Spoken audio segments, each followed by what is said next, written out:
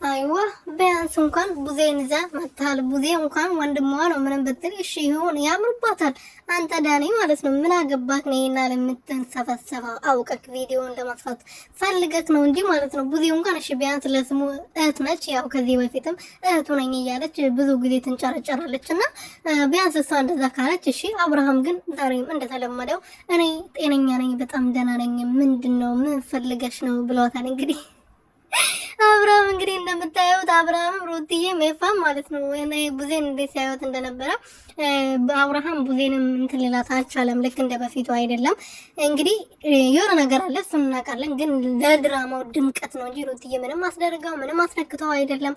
ልጁ ይሄ የመሰለ ጊዜ ማሳለፍ ናፍቆት ነበር። አታዩም እንዴ በአንድ ድንቡሽ ብሽ አለ እኮ እናቴ አማረበት በአንድ ቀን አንድ ቀን አራት ቀን ሩትዬ ጋር ሆኗልና ሩትዬ ጋር ሆኖ ደግሞ ላያምርበት ነው ላይደምቅ ነው።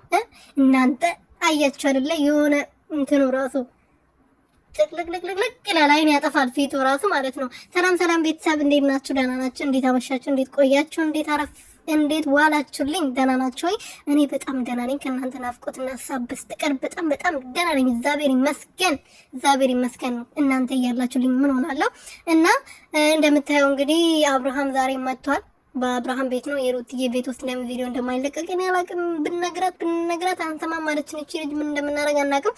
ለነገሩ የባሏ ቻናል ነው በደንብ አድርጎ የሚቆጥረው፣ ለዛ ነው እንትን የተባለው። ደግሞ አብሉ አንዱ ወጥቷል መሰለኝ ዛሬ በመሰለኝ እንኳን ቪዲዮ አትስሪ ሰላምዬ።